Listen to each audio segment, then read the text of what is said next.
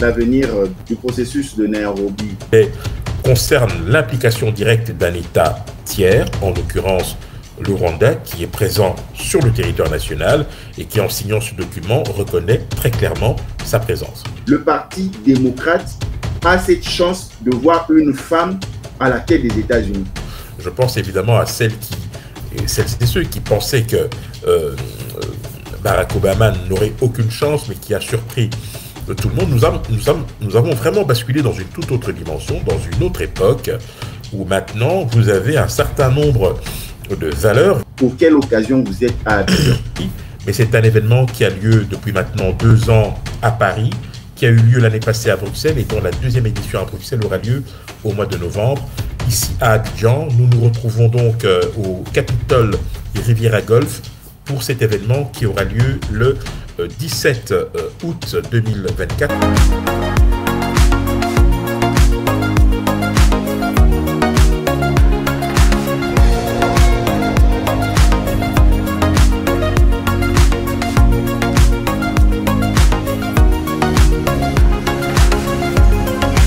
De partout où vous nous suivez, soyez le bienvenu dans votre nouveau numéro de votre magazine depuis les États-Unis d'Amérique.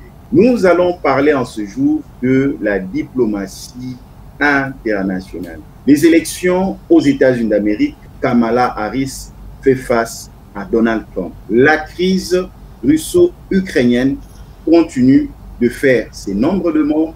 La crise dans la bande de Gaza, Israël continue ses incursions et il y a l'Afrique qui n'a pas dit son dernier mot. Nous avons l'insigne honneur d'être en connexion entre les États-Unis d'Amérique dans l'État du Texas et la Côte d'Ivoire, plus précisément à Abidjan, où nous allons recevoir pour vous Henri Désiré Nzouzi. Henri Désiré Nzouzi est expert en questions diplomatiques internationales.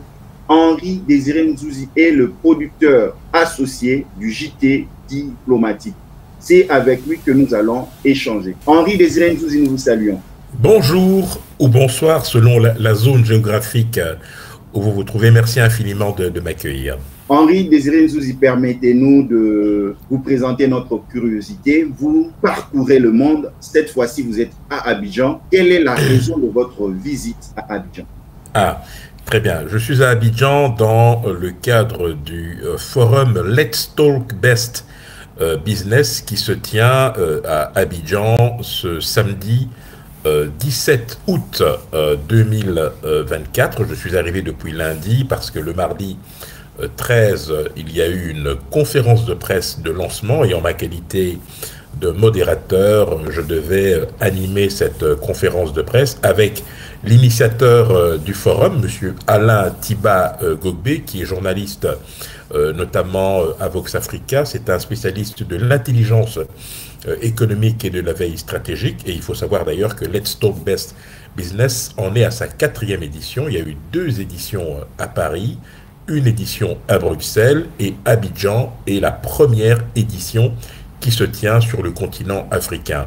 Alors pour ceux qui sont curieux pour savoir au fond ce que signifie aujourd'hui l'intelligence économique, je dirais en un seul mot, c'est lorsque vous captez une information et que vous la transformez en opportunité d'affaires lorsque vous êtes en business, dans l'entrepreneuriat, ou si vous êtes dans une stratégie globale, eh bien, vous la captez cette information et vous la transformez également en opportunité stratégique de manière à pouvoir anticiper sur les grandes tendances. Selon vous, en arrivant en Côte d'Ivoire à Abidjan, comment trouvez-vous l'écosystème entrepreneurial, l'écosystème économique, la société? Vous savez que la Côte d'Ivoire est l'une des locomotives de la CEDEAO. En Afrique de l'Ouest, c'est un pays qui fait autorité dans la mesure où les réformes qui ont été menées depuis plusieurs années maintenant par le président Alassane Ouattara ont porté leurs fruits. C'est un écosystème qui est favorable aux affaires, au business.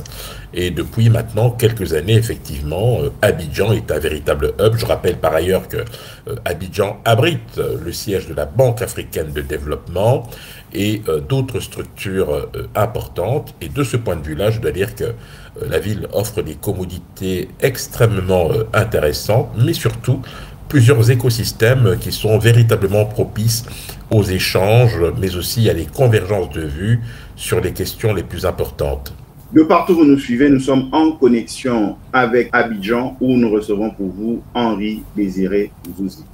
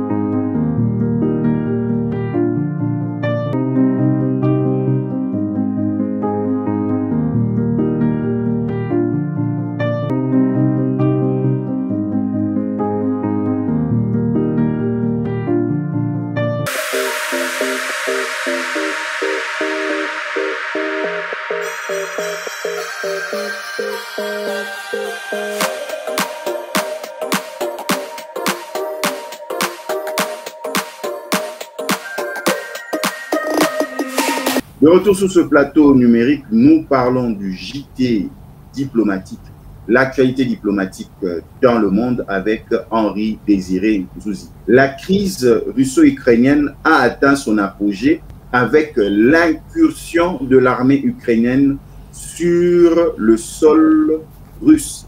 C'est pour la première fois que nous avons une incursion de cette ampleur. Selon vous, quelle est votre analyse et quelles sont les conséquences par rapport à cette attaque? Que va faire la Russie et surtout leur leader Vladimir Poutine? Je crois que ce qu'il faut d'emblée rappeler qu'il s'agit effectivement de la première incursion physique, c'est-à-dire des troupes qui entrent véritablement en profondeur sur le territoire russe. Ça c'est véritablement une première, même si dans le passé, il n'y a pas si longtemps d'ailleurs, il y a eu des frappes ukrainiennes sur des objectifs militaires russes sur le territoire russe. Je crois que les Ukrainiens, aujourd'hui, je parle évidemment de Volodymyr Zelensky, poursuit un triple objectif avec ces incursions. Le premier objectif, il est d'ordre militaire, bien évidemment, c'est d'essayer de prendre de vitesse l'armée russe et de frapper là où elle s'y attend le moins. Et de ce point de vue-là, il faut reconnaître que l'effet de surprise a été total. Le deuxième objectif, il est d'ordre politique, puisqu'il s'agit pour Volodymyr Zelensky de pouvoir envoyer un signal fort à son opinion publique sur sa détermination et sur sa capacité à pouvoir résister contre la Russie, qui, comme vous le savez, a une armée extrêmement puissante, en dépit du fait qu'elle a été confrontée ces derniers mois à d'énormes difficultés. Enfin, le troisième objectif est d'ordre stratégique, parce que vous le savez, nous sommes véritablement au cœur de la stratégie du fight and talks, au moment où se multiplient les appels pour des discussions, pour des négociations, pour des pourparlers. Eh bien, Volodymyr Zelensky essaye de pouvoir engranger des bénéfices sur le terrain de manière à avoir des choses à mettre sur la table au moment des discussions. C'est donc, je dirais, conforme à la stratégie que poursuit Kiev depuis maintenant plusieurs mois. Il faut rappeler par ailleurs qu'un des éléments qui sera déterminant dans les prochains mois, on pense évidemment à l'échéance des élections américaines, ce sera le résultat de cette élection, car si d'aventure Donald Trump devait être élu pour la deuxième fois à la Maison-Blanche, cela mettrait véritablement l'Ukraine en difficulté, puisque on le voit dans la campagne, les appels se sont multipliés pour laisser aux Ukrainiens le soin de régler leurs propres problèmes, puisque l'Amérique est dans une dynamique de recentrage avec le duo qui est composé par Donald Trump et son vice-président. À l'inverse, si Kamala Harris l'emporte, cela pourrait impulser une dynamique nouvelle et donner peut-être à Volodymyr Zelensky de plus grandes marges de manœuvre de manière à pouvoir précisément arriver en position de force en cas de négociation. Est-ce que ce n'est pas risqué pour le président ukrainien de prendre une telle décision, sachant qu'il était le premier à prôner une discussion avec la Russie? Est-ce que cette stratégie va changer la manière de faire du président russe, ou il sera encore déterminé à en finir avec le pouvoir de Kiev? Vous savez, c'est vraiment à qui tout double que joue Volodymyr Zelensky. D'un côté, il y a effectivement cette volonté affichée de pouvoir résister à l'envahisseur russe, parce que vous savez que sur le plan intérieur, Volodymyr Zelensky a été fortement affaibli par des affaires de corruption. Il a dû limoger un certain nombre de responsables politiques et militaires, et donc il est important qu'il reprenne d'une certaine manière l'initiative. Il doit aussi envoyer un signal à l'Occident pour montrer que l'aide qui est apportée à l'Ukraine sert au moins à quelque chose, mais là où ça pourrait s'avérer risqué, c'est que Vladimir Poutine est imprévisible. Et vous savez, l'armée russe dispose de capacités militaires à nul autre pareil, et il ne faudrait pas que la multiplication de ces incursions amène Vladimir Poutine à prendre une décision aux conséquences incalculables. Henri Désiré Nzouzi, nous quittons l'Europe pour aller aux États-Unis d'Amérique. La campagne américaine a pris une toute autre allure avec la désignation de Kamala Harris. Et Kamala Harris aussi a choisi son colistier. Pourquoi la donne change sur le terrain électoral? Pourquoi pensez-vous que Donald Trump a des difficultés à affronter sur la bataille électorale sa challenger Kamala Harris? Vous savez, le principal adversaire de Donald Trump, ce n'est pas Kamala Harris, c'est Donald Trump lui-même, en fait. Parce que, au fond, la ligne de défense, pour ne pas dire la ligne d'attaque frontale qui était la sienne lorsque Joe Biden était encore candidat, c'était de l'attaquer notamment sur son incapacité à gouverner et sur son âge. Aujourd'hui, avec Kamala Harris, nous avons une candidate qui a quasiment 20 ans de moins que Donald Trump, et ça veut dire que toute sa stratégie devient inopérante, et de ce fait, il multiplie à la fois les bourdes, mais aussi, je dirais, les déclarations qui, malheureusement, pourraient à terme se retourner contre lui. Parce que, puisqu'il ne peut pas utiliser l'argument de l'âge sur Kamala, eh bien, il se réfugie dans l'argument ethnique, les origines, s'attaquer à la femme qu'est Kamala. C'est vrai qu'en 2016, par exemple, lorsque Donald Trump était opposé à Hillary Clinton, le sexisme très affiché, ce côté misogyne de Donald Trump n'avait pas effrayé une partie de l'électorat féminin qui avait effectivement souhaité peut-être confier son avenir à un homme. Aujourd'hui, les choses sont un peu différentes, car je rappelle quand même qu'il y a eu entre-temps ce procès contre Donald Trump qui mettait en présence justement une femme, et cette propension à chosifier la femme, à la traiter de manière irrévérencieuse et avec beaucoup de mépris, peut aujourd'hui trouver un écho favorable au sein des femmes qui sont plutôt d'obédience républicaine et considérer que, tout bien réfléchi, la femme mérite effectivement d'être respectée. Mais au-delà de tout cela, il faut noter par ailleurs une forme d'affolement dans le camp des Républicains, parce que beaucoup avaient misé effectivement sur un maintien de Joe Biden avant son renoncement, mais on voit que la dynamique impulsée par Kamala Harris dans sa campagne, avec notamment l'afflux de dons importants lui permettant de mener une campagne longue et efficace, perturbe fortement les plans de Donald Trump, qui aujourd'hui, maintenant, multiplie effectivement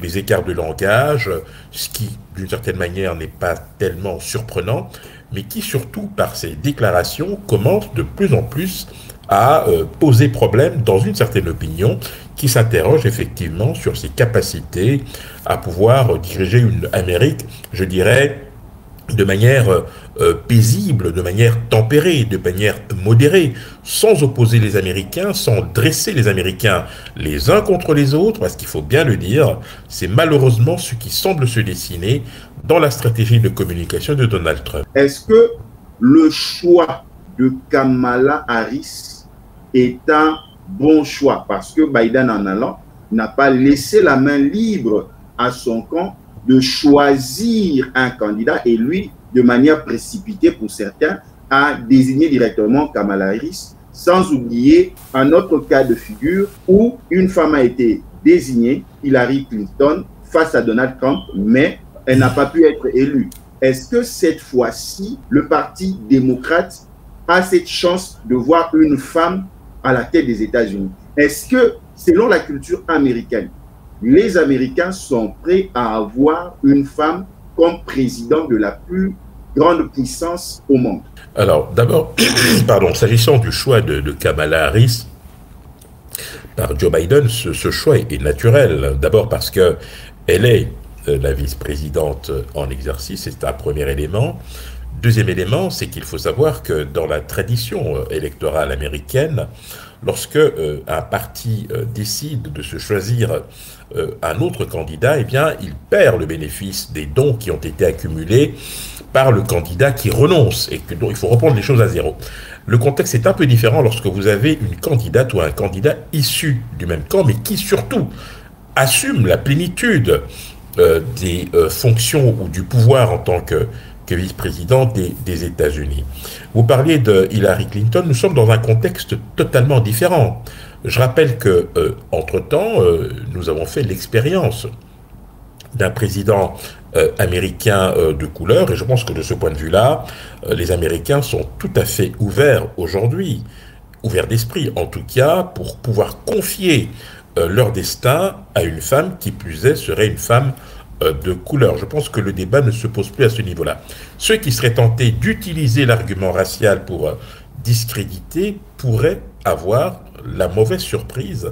Je pense évidemment à celles et ceux qui pensaient que Barack Obama n'aurait aucune chance, mais qui a surpris tout le monde. Nous avons vraiment basculé dans une toute autre dimension, dans une autre époque, où maintenant vous avez un certain nombre de valeurs qui sont communes à toutes les communautés et sur lesquelles on peut effectivement s'accorder. Maintenant, il y a aussi un autre problème, c'est le mobile et l'opportunité. Aujourd'hui, qui pouvait être le mieux placé et en capacité, tout en ayant l'expérience nécessaire, de faire face à un ancien président des États-Unis?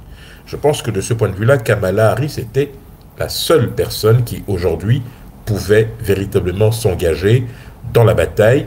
Parce que vous savez, lorsque le débat aura lieu entre les deux candidats, vous aurez des questions qui sont liées, bien évidemment, à la gouvernance américaine. Et qui, mieux que Kamala, aurait pu justement défendre un bilan qui, il faut bien le dire, n'est pas aussi mauvais que le prétend le camp républicain. Ce sera argument contre argument, et les Américains devront se forger leur propre opinion et décider en leur âme et conscience qui, de Kamala Harris ou de Donald Trump, pourra présider à leur destinée. Les États-Unis soutiennent l'Ukraine face à la Russie. Les États-Unis soutiennent Israël face à ce qui se passe dans la bande de Gaza. Est-ce que quelque part, ils vont se dire, vaut mieux choisir un mal nécessaire, le monde sera plus tranquille et on va se pencher plus sur les questions des Américains et l'Amérique? Alors, il faut vraiment que ceux qui nous suivent prennent véritablement conscience d'une chose. L'Amérique sera toujours aux côtés d'Israël. Quelle que soit l'administration, il y aura peut-être des inflexions, mais le soutien inconditionnel des États-Unis à Israël ne changera pas. Que ce soit Trump ou Kamala Harris qui soit élu, nous aurons véritablement un soutien franc et massif des États-Unis par rapport à Israël. La question est totalement différente par rapport à l'Ukraine, parce que vous savez que Joe Biden et son vice-président estiment que les États-Unis ne peuvent plus jouer les gendarmes du monde. Ils dépensent des sommes considérables. Vous avez vu les interminables débats qu'il y a eu au Congrès américain notamment et au Sénat pour réduire l'aide à l'Ukraine. Il y a même eu des blocages qui ont mis en péril, d'une certaine manière, la diplomatie américaine et sa capacité à se projeter, justement, dans la résolution des crises. De ce point de vue-là, l'Amérique, avec Trump et son vice-président, c'est d'abord « Make America Great Again » et rien d'autre. Et surtout, avec le corollaire qui est occupons-nous de nos propres affaires. Ce que nous consacrons comme aide à l'étranger, soit comme soutien financier pour des opérations militaires, ou soit comme des aides diverses et variées, devrait d'abord et surtout d'abord profiter aux Américains. Vous avez des catégories d'Américains qui sont complètement déclassées. On pense évidemment à ceux qui vivent dans les pays, dans les États que l'on considère comme les swing states, hein, ceux qui pourraient éventuellement faire la décision au soir du 5 novembre prochain. Voilà, donc c'est ça la réalité aujourd'hui. C'est ce recentrage vers une Amérique qui, du point de vue des républicains, a connu sur le plan économique un déclin, avec une disparité géographique en termes de revenus, en termes, je dirais, de perspectives d'avenir. Tout cela a fait réfléchir certains ténors du Parti républicain, qui trouvent d'ailleurs un écho favorable dans le discours de Donald Trump, qui veut véritablement d'abord et avant tout s'occuper de l'Amérique. Et je pense que les Occidentaux devraient aussi pouvoir le comprendre et considérer que le temps de l'Amérique qui était constamment au chevet des Occidentaux avec son parapluie, ce temps-là est révolu. Et je pense que de ce point de vue-là, tout le monde a intérêt à se réveiller. De partout où vous nous suivez, nous sommes en connexion entre Abidjan et Dallas et nous parlons de l'actualité diplomatique dans le monde.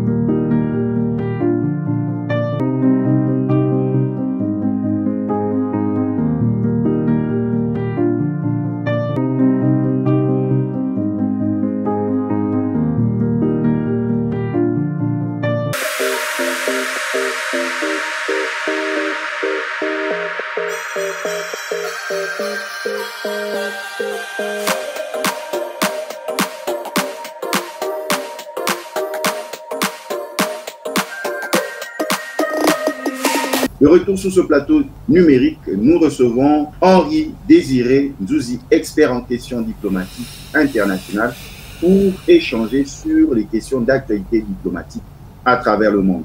Henri Désiré Nzouzi, d'entrée de jeu, pourquoi Kigali a demandé un cessez-le-feu?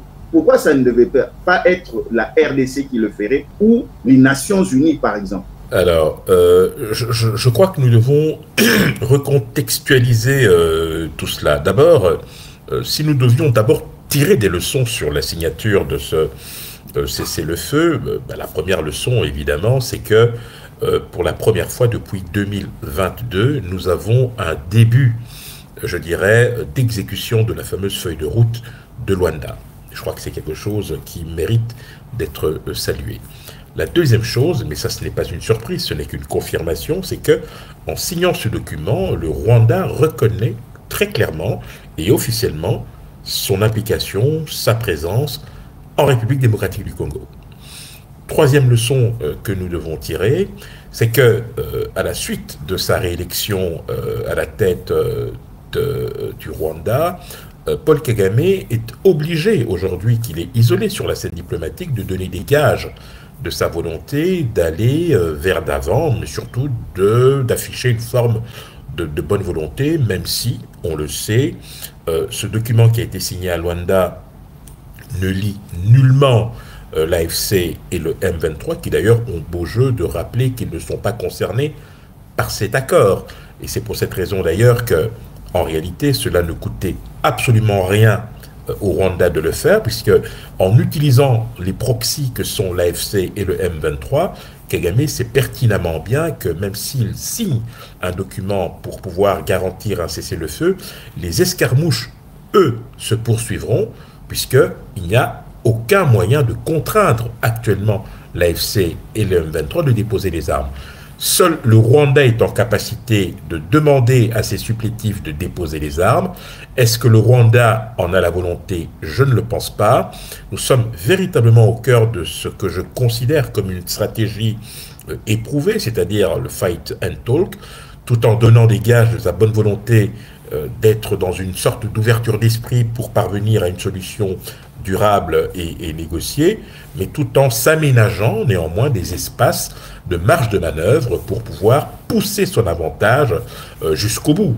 Et donc le calcul de Kagame est très simple, affaibli sur le plan diplomatique, isolé sur le plan diplomatique, mais affichant ostensiblement une forme de bonne volonté d'aller de l'avant, tout en bénéficiant bien évidemment de la bienveillance d'une certaine communauté internationale. Je rappelle encore une fois, mais ça mérite d'être rappelé, que le Rwanda est présent en Centrafrique, dans le cadre de la mission multidimensionnelle de stabilisation de la Centrafrique, mais également dans le Cabo Delgado, au Mozambique, pour une opération qui, je dois le rappeler une fois de plus, est financée en partie par l'Union européenne.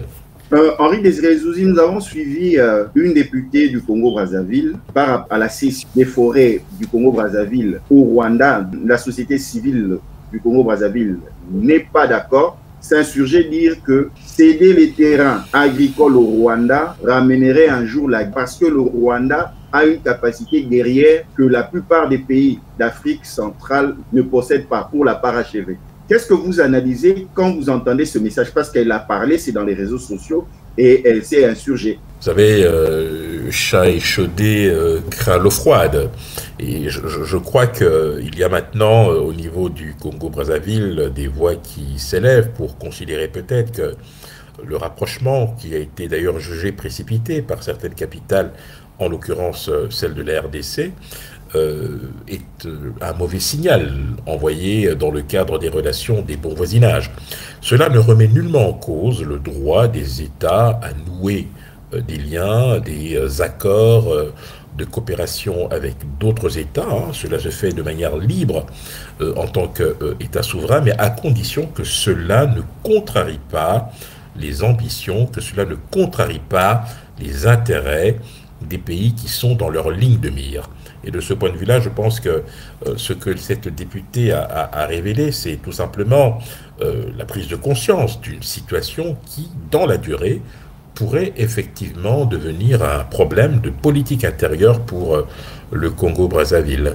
Le soutien logistique de la MONUSCO à la force de la SADC face à l'AFDC Rwanda. Qu'est-ce que vous en parlez? Quelle est l'analyse que vous pouvez porter? Parce que quelque part, la MONUSCO, elle partira, elle ne partira pas. Elle doit continuer, elle ne doit pas continuer. En même temps, elle doit apporter un soutien logistique. Où est-ce que nous pouvons nous situer?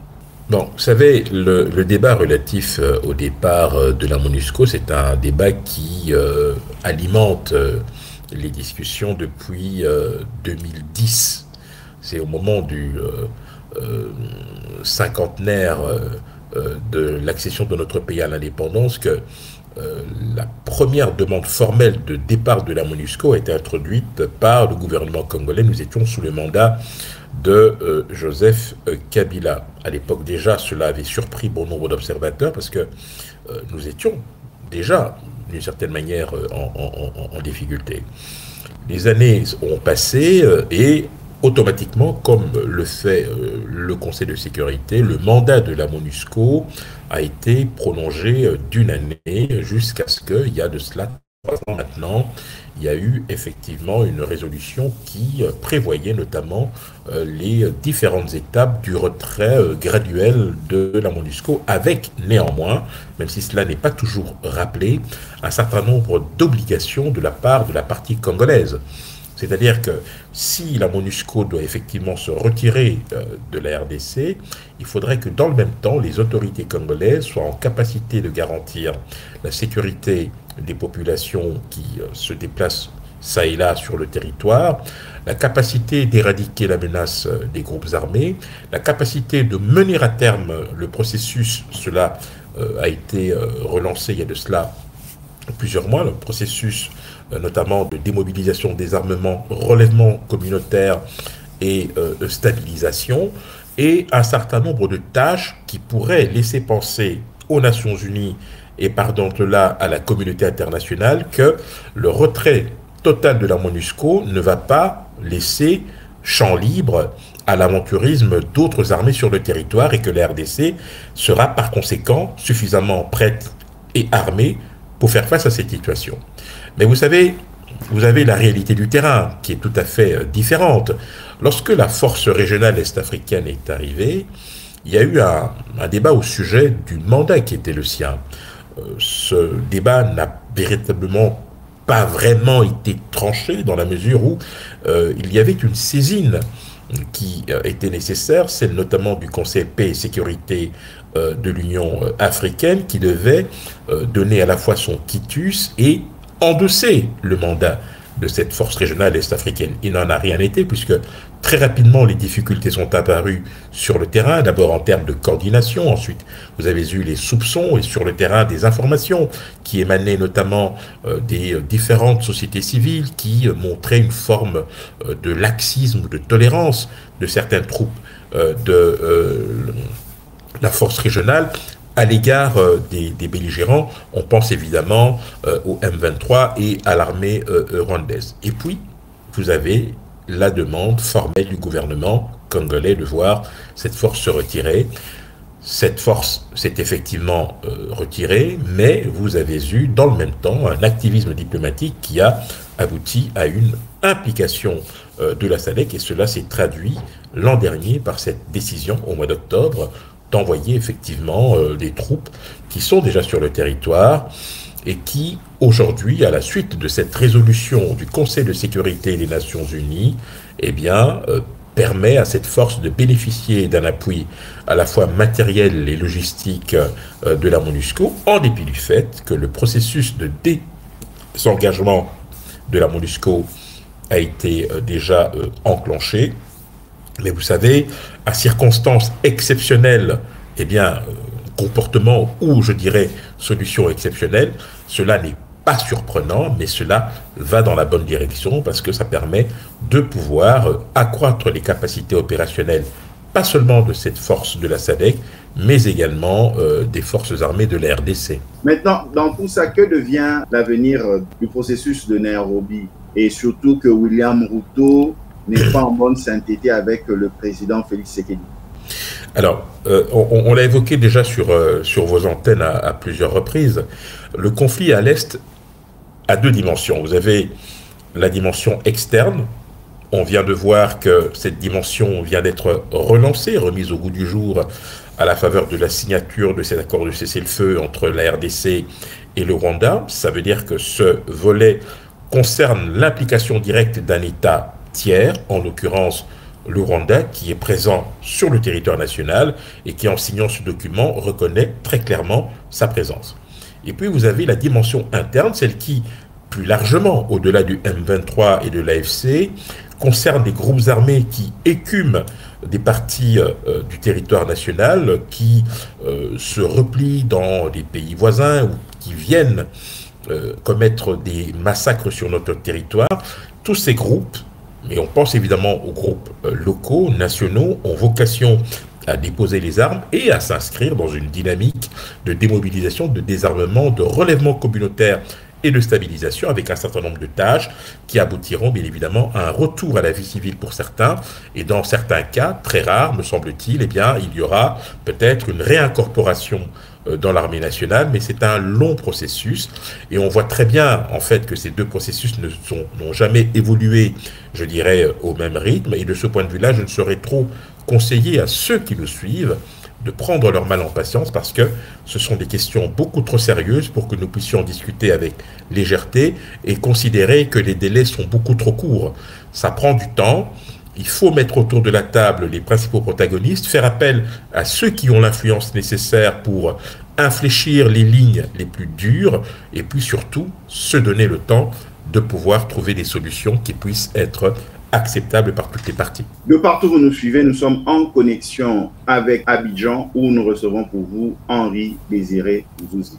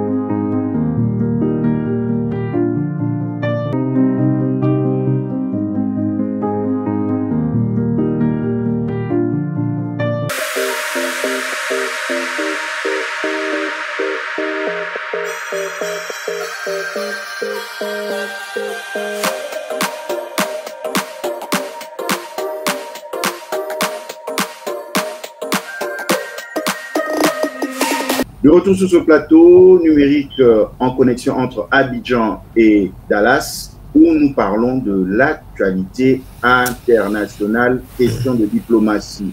La rupture diplomatique constatée du Mali et du Niger face à l'Ukraine, l'Ukraine aurait participé à des exactions des militaires maliens.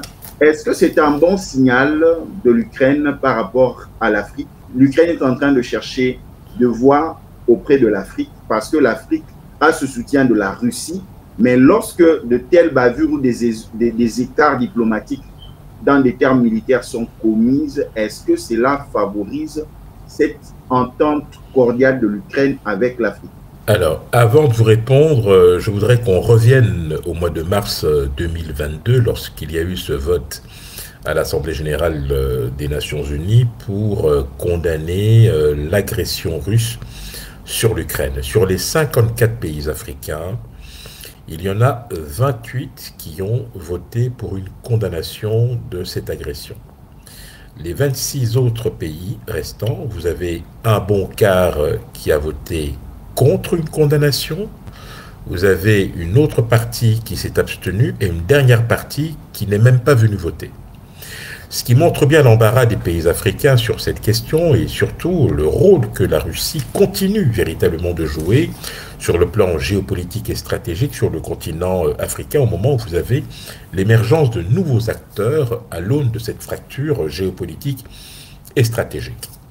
Maintenant, ce qu'il faut aussi comprendre et savoir, c'est qu'avant l'invasion russe en Ukraine, les Russes étaient déjà actifs sur le continent africain, mettant à mal véritablement la stratégie occidentale de pouvoir opérer dans les différents pays et reculant ou faisant reculer l'influence notamment des Français et des Américains dans certains pays avec l'offre que proposaient les Russes dans certains États comme par exemple le Mali, la Guinée, le Burkina et aujourd'hui le Niger en termes d'assistance avec évidemment le dispositif Wagner qui aujourd'hui a changé de nom puisqu'on appelle l'Africa Corps, un nom qui est un peu malheureux parce que l'Africa Corps c'était le nom qu'avaient utilisé les nazis dans leur corps expéditionnaire dans les années 40-42 en Afrique. Mais je ferme la parenthèse.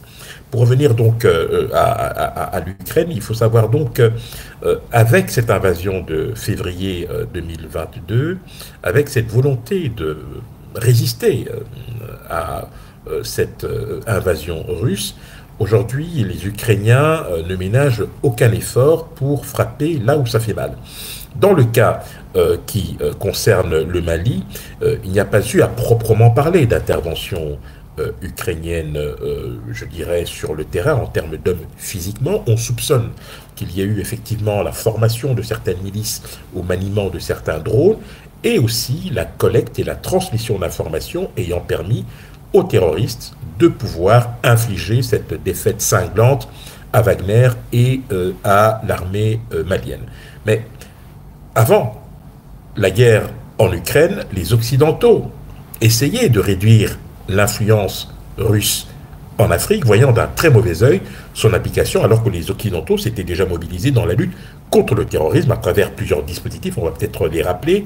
Vous avez le G5 Sahel d'un côté, et vous avez évidemment le dispositif Barkhane, auquel s'est ajouté le dispositif américain, plus précisément dans la zone d'Agadez avec la fameuse base de drones. Aujourd'hui, les Français ont été chassés du Mali et du Niger. Les Américains ont été priés de quitter le Niger. Ils font aujourd'hui une offre de service à la Côte d'Ivoire et au Bénin.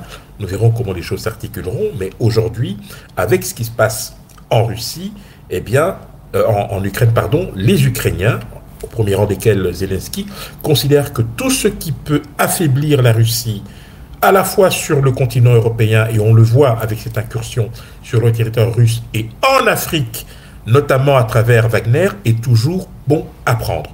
Une fois qu'on a dit ça, il y a maintenant les interrogations. Il faut savoir que l'Ukraine, qui a accédé à son indépendance, je parle de la dernière indépendance, celle du 24 août 1991, suite à l'éclatement de l'Union soviétique, a eu beaucoup de mal à pouvoir, je dirais, s'implanter sur le continent africain.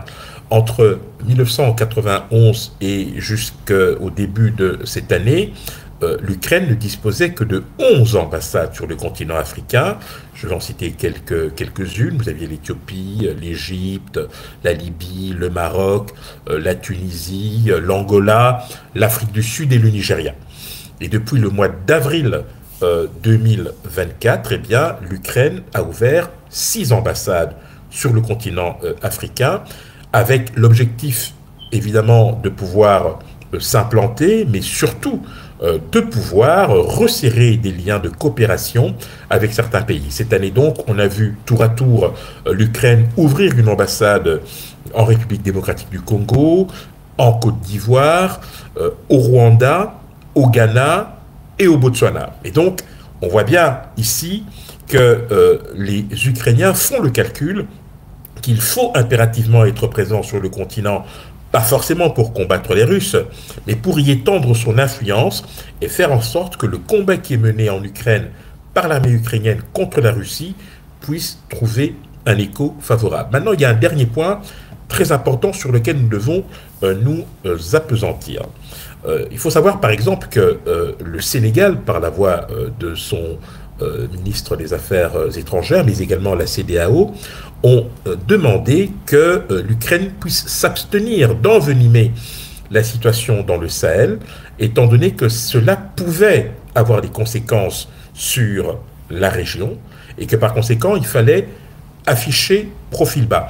Et ça, c'est quelque chose de très important, parce que si l'Ukraine aujourd'hui est en train, je dirais, de déployer des efforts pour se rapprocher de certaines capitales africaines, il ne faudrait pas que cela se retourne contre elle dès lors que certaines de ces capitales continuent de considérer la Russie comme un allié ou comme un partenaire potentiel. Et vous voyez très bien ici la démonstration de cette fracture géopolitique et stratégique à laquelle nous assistons. La Russie qui fait partie d'un bloc important, les BRICS, qui contestent la suprématie occidentale et qui propose un modèle alternatif au modèle occidental dans les pays africains, trouvant ainsi un écho favorable au sein de la jeunesse et de plusieurs opinions publiques. Et vous avez d'un autre côté un pays qui lutte pour sa survie, pour sa liberté, soutenu par les Occidentaux, qui eux continuent malgré tout en Afrique de vouloir imposer un certain modèle. Donc nous sommes véritablement là au cœur, je dirais, d'une contradiction que les Ukrainiens vont devoir gérer avec les Africains, mais que les Africains vont devoir aussi gérer entre eux. L'Organisation mondiale de la santé a déclenché mercredi son plus haut niveau d'alerte sanitaire au niveau international face à la résurgence de cas de variole du singe, pox ou monkeypox en Afrique, notamment en République démocratique du Congo. Nous avons passé un moment difficile avec la Covid-19. Cette fois-ci, l'Afrique, une épidémie encore, le mpox. Qu'est-ce que pouvez nous en dire et comment doit se préparer l'Afrique à faire face à cette situation dont nous avons des cas en République démocratique du Congo? Henri Désiré Nzuzi. Une des grandes leçons de la pandémie de la Covid-19, en tout cas pour le continent africain, en dépit du fait que le nombre de victimes ait été beaucoup moins important qu'en Occident et qu'en Asie, c'est qu'il fallait que l'Afrique puisse se doter d'un système de prévention et d'alerte qui soit suffisamment efficace. D'où ce fameux centre de prévention de crise qui aujourd'hui, par son travail, par la contribution des pays membres, est enfin en capacité de pouvoir donner l'alerte et par conséquent permettre aux pays de se prémunir contre des risques auxquels ils n'avaient pas toujours été confrontés. Mais la clé, véritablement, c'est, je dirais, le partenariat, la coopération entre les États. Parce que malheureusement, il faut bien le dire, vous avez encore des lobbies extrêmement puissants qui vont essayer de vouloir trouver leur compte ou de tirer leur épingle du jeu dans une situation qui relève véritablement de la santé publique et qui affecte d'innombrables pays qui ne sont pas tous logés à la même enseigne en termes de prévention et de lutte contre ce type de fléau. Nous devons nous réjouir du fait que l'alerte ait été donnée suffisamment rapidement. Nous devons tirer les leçons de ce qui n'a pas marché durant la pandémie de la Covid-19 et l'Afrique doit pouvoir être en capacité de mettre en place des politiques conjointes, mutuelles, qui leur permettent de faire face ensemble à cette nouvelle menace. De partout où nous suivez, nous sommes en connexion entre Abidjan et Dallas, où nous parlons de l'actualité diplomatique internationale.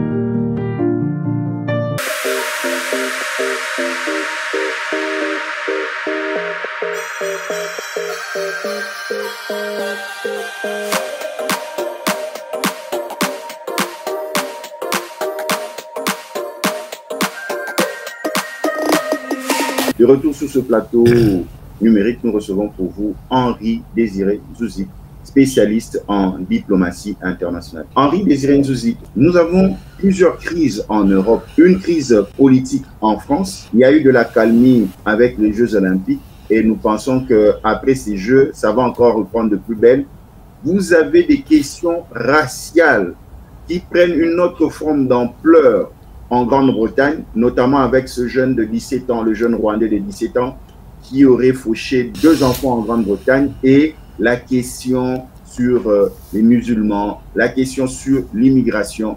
Selon vous, est-ce que l'Europe va s'en sortir d'une partie, la crise politique en France, qui tourne aussi sur ces questions d'immigration, et vous avez la Grande-Bretagne, surtout que nous avons toujours pensé que c'était un havre de paix où les gens pouvaient vivre en toute quiétude, mais cette fois-ci, nous avons presque une guerre civile à la porte de la Grande-Bretagne. Alors, ce qui s'est passé ces dernières semaines au Royaume-Uni est totalement inédit. D'abord parce que le Royaume-Uni a toujours été présenté sur le continent européen comme un véritable modèle d'intégration. Vous savez, là-bas, vous portez le turban, vous portez le hijab, vous portez le voile. dans l'administration publique, cela ne pose aucun problème. Contrairement à la France qui prône plutôt l'assimilation, les Anglais, eux, ont fait le pari du communautarisme. Ce drame, sans nom, qui a coûté la vie à ses enfants, a cristallisé un certain nombre de choses, mais surtout mis en lumière les dérives des réseaux sociaux qui ont servi d'amplificateurs, qui ont servi de relais, parfois complaisants, parfois de très mauvaise foi, pour envenimer une situation contre laquelle, il faut bien le reconnaître, très peu de gouvernements européens auraient été en capacité de gérer.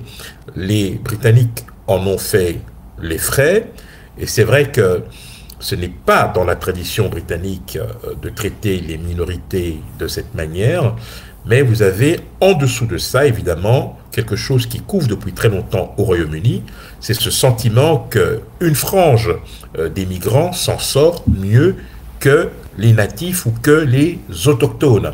Et donc, quand vous avez à la fois cette montée conjointe de la frustration d'une partie de la population qui ne trouve pas son compte et qui considère peut-être que certains étrangers ont peut-être accédé un peu trop facilement, je dirais, au bien-être, et que vous avez d'un autre côté des problèmes récurrents que le gouvernement en place a du mal à régler pour régler ou pour réduire en tout cas les inégalités, vous avez une tambouille qui prend forme et qui donne lieu à ce à quoi nous avons véritablement assisté.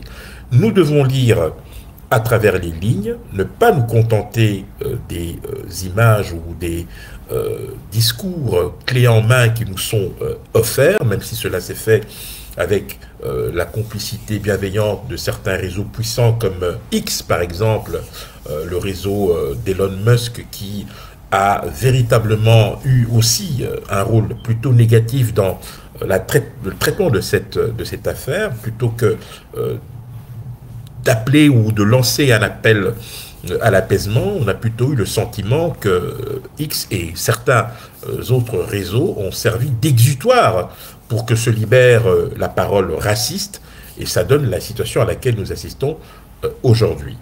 Je crois que cette situation risque malheureusement de constituer un fâcheux précédent. Je rappelle qu'en France, par exemple, lorsque ce type de situation survient, c'est souvent lorsque un immigré a été soit abattu, soit poursuivi, soit maltraité par les forces de l'ordre, donnant lieu à une réaction de ces minorités contre l'ordre établi.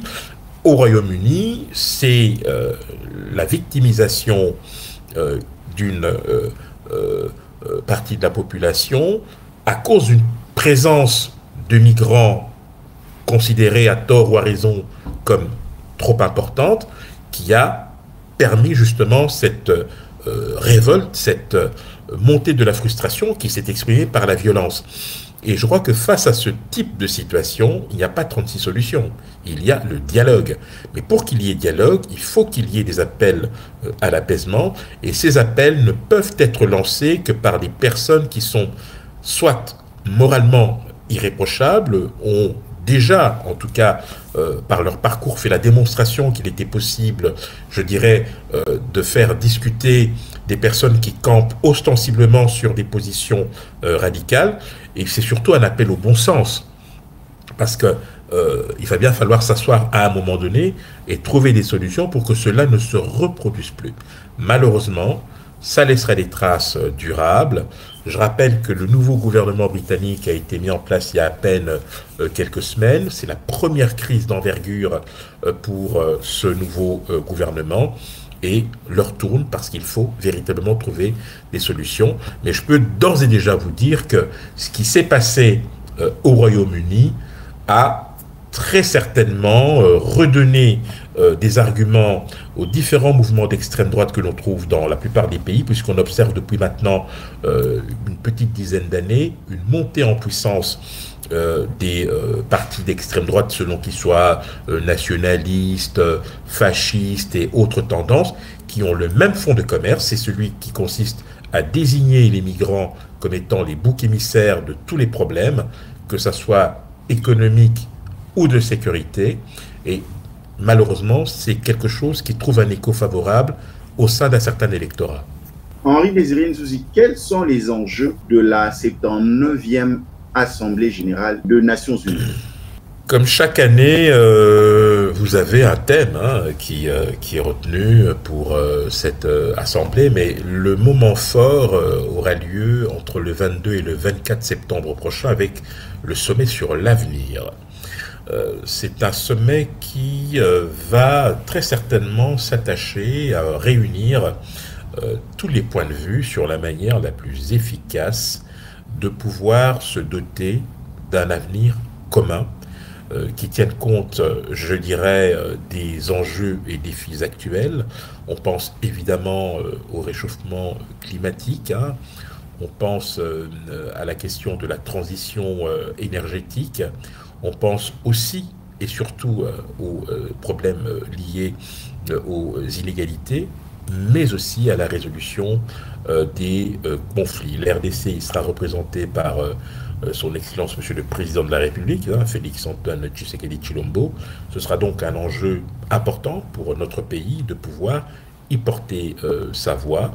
Et surtout, vous le savez, il y a de cela 3 ans, lors de la COP 26 en Écosse, la RDC s'était positionnée comme pays solution. Ce sera une opportunité pour la RDC de pouvoir réaffirmer ce statut avec évidemment l'objectif de servir de relais ou en tout cas de constituer, je dirais, un certain nombre de convergences avec les meilleures volontés possibles pour prendre sa part dans une œuvre collective, parce qu'il faut bien le dire, au-delà de l'Assemblée générale qui réunit chaque année, là nous sommes à la 79e, c'est toujours un moment important, une fois dans l'année, où tout le monde se retrouve, où a des choses à dire. C'est le moment de faire avancer certains dossiers, de réaffirmer certains principes, et surtout, le plus important, de rappeler à quel point il est important d'entretenir des relations qui soient frappées du sceau du respect mutuel et qui puissent permettre à chaque État d'évoluer dans le respect, dans le concert des nations. Nous prenons déjà la dernière ligne droite de nos échanges en connexion entre Abidjan et Dallas.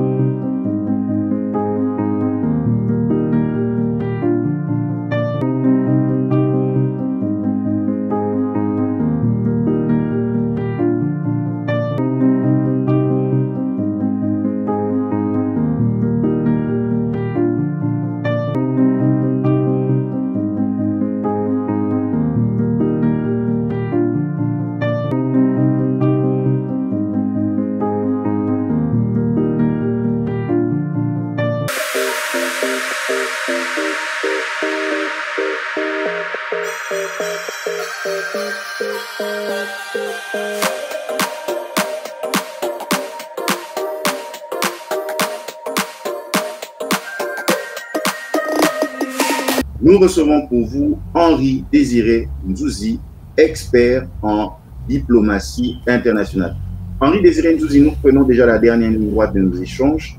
Selon vous, comment comptabilisez-vous la participation africaine aux Jeux Olympiques de Paris?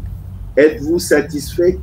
Sur quelle note pouvons-nous donner une appréciation à ces Jeux auxquels ont participé les Africains?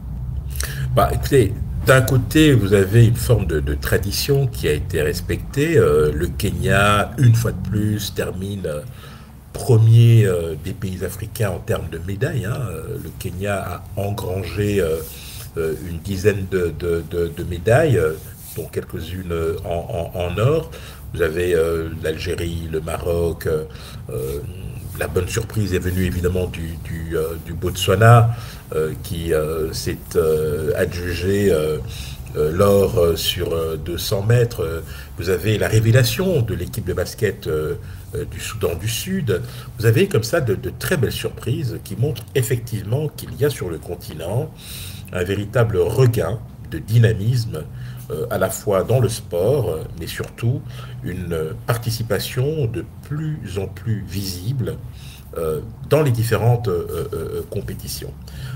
Je crois que l'Afrique n'a pas à rougir de son bilan. C'est un bilan qui reste dans la moyenne générale des Olympiades précédentes, mais qui montre encore et surtout la force du Kenya en tant que nation sportive, probablement la plus importante sur le continent africain, aux côtés d'autres, dans d'autres domaines évidemment, mais c'est vrai que cette constance du Kenya inspire et devrait d'ailleurs servir de leçon à d'autres pays qui, certains, se sont lancés pour la première fois dans cet exercice. On pense évidemment, je l'ai rappelé il y a quelques instants, au Soudan du Sud, qui a fait très bonne figure, notamment durant la campagne de préparation de Team USA, l'équipe américaine de basket, qui, comme vous le savez, a remporté la médaille d'or.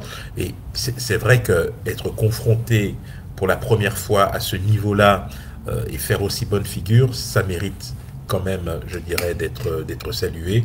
Un bon bilan pour l'Afrique, peut mieux faire, bien évidemment, mais ce qui va être surtout déterminant dans les prochaines années, eh bien, ce sera ni plus ni moins la capacité de l'Afrique à organiser pour la toute première fois sur son sol des Jeux Olympiques. Henri Désiré Nzouzi, un grand merci d'avoir participé à ce programme depuis Abidjan. Si vous pouvez nous rappeler pour quelle occasion vous êtes à Abidjan? Bien, je suis là dans le cadre de Let's Talk Best Business, qui est le premier forum africain sur l'intelligence économique. Il s'agit de réunir des entreprises, des chefs d'entreprise, des entrepreneurs sur la nécessité de mettre en avant, de privilégier et de valoriser la collecte d'informations qui constituera l'arme avec laquelle ils pourront doper leur compétitivité, accroître leur chiffre d'affaires et améliorer leur performance. L'information est au cœur de toutes les préoccupations. Vous la captez, vous la transformez en opportunité d'affaires et ça vous permet de faire face aux enjeux et défis qui vous sont imposés en tant qu'entreprise ou en tant qu'entrepreneur. C'est le premier sommet du genre sur le continent africain. Abidjan a été choisi, mais c'est un événement qui a lieu depuis maintenant 2 ans à Paris, qui a eu lieu l'année passée à Bruxelles et dont la 2e édition à Bruxelles aura lieu au mois de novembre. Ici à Abidjan, nous nous retrouvons donc au Capitole des Riviera Golf pour cet événement qui aura lieu le 17 août 2024 et qui connaîtra la participation d'éminents experts sur diverses questions financières, questions liées notamment à la gestion, aux nouvelles technologies, aux ressources humaines, etc. Henri Désiré Nzouzi, un grand merci. Je vous en prie, merci de m'avoir reçu. De partout où vous avez suivi, nous étions en connexion depuis Abidjan, en Côte d'Ivoire, avec Henri Désiré Nzouzi, producteur associé du JT diplomatique, expert en diplomatie internationale et il est conférencier international. Il est partout dans le monde où son travail l'appelle pour rendre service, amener son expertise. De partout où vous nous avez suivis, restez branchés à nos programmes. Que Dieu vous bénisse. À la prochaine. Ciao.